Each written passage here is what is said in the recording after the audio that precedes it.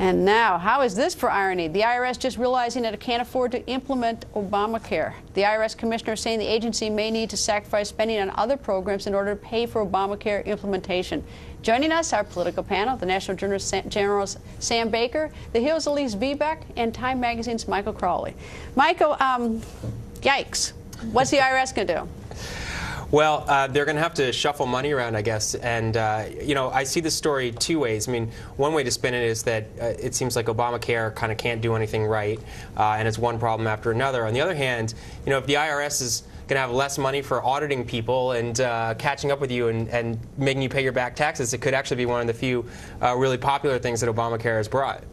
Lise? Actually, the National Taxpayer Advocate says that taxpayers earn back about $4 to $5 in revenue for every $1 that's spent on the IRS administration. So in a sense, that is an agency that deserves our money from a taxpayer's perspective. But then again, they're still using magnetic tapes in order to store their data. They need a lot of money just to catch up with the 21st century. Sam? The IRS is responsible for a lot more of Obamacare than we think. You know, we all sort of focus on the payment of the individual mandate, but they administer tax subsidies, all kinds of new taxes on industries. There's a huge amount that has to get done there. So if they're unable to do the job fully, that's a pretty big deal. Can we all agree that it's not likely the House Republicans are going to want to give them more money? No, not after that. The IRS targeted conservatives for additional scrutiny.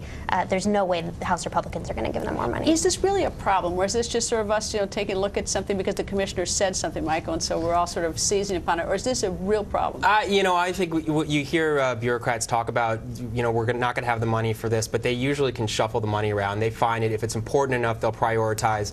And, I noticed that otherwise they're saying there haven't really been glitches in terms of them kind of getting up to speed organizationally on this.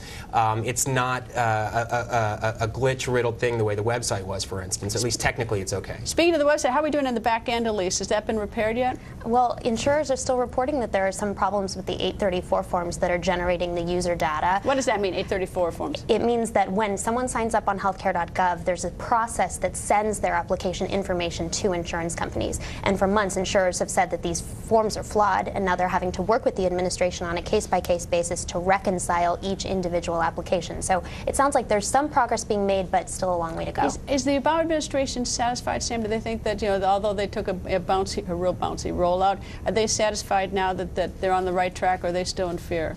No, I think that they are increasingly confident they're on the right track. You can see that in a couple of sort of tangible ways. One, they're directing people to the website, which they weren't doing when it was broken.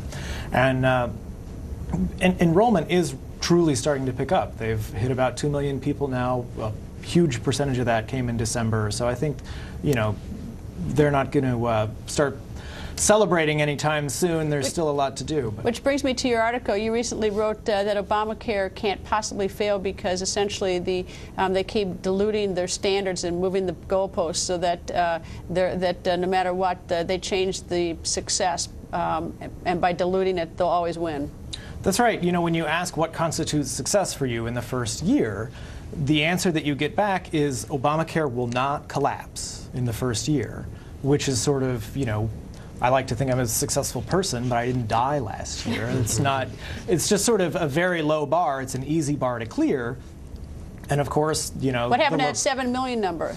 That's right. So 7 million didn't start with the administration. That's true, but it is a number that they attached themselves to, and it's sort of a reasonable expectation for the first year if you're going to get to 25 But they're not hanging million on to. They're denying that one now. Right. And when you ask, do you have, if that's not your goal, do you have a goal? They say no, as many people as possible, which sort of, by definition, however many people sign up will have been as many people as possible. But, Greta, they're spinning this hard. The rollout has been a bit of a fiasco, and the politics of this are going to be really hard in the midterm elections. The real measure of Obamacare is longer term, so it's not weeks and months, it's years. So it's too early to say, success or failure right now. As a political proposition, it's definitely the best they can say is not a disaster.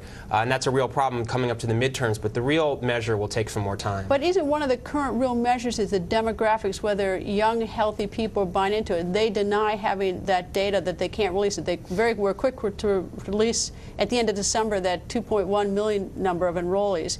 But they say they can't do the demographics. Do you buy that, or do you think they can roll that out?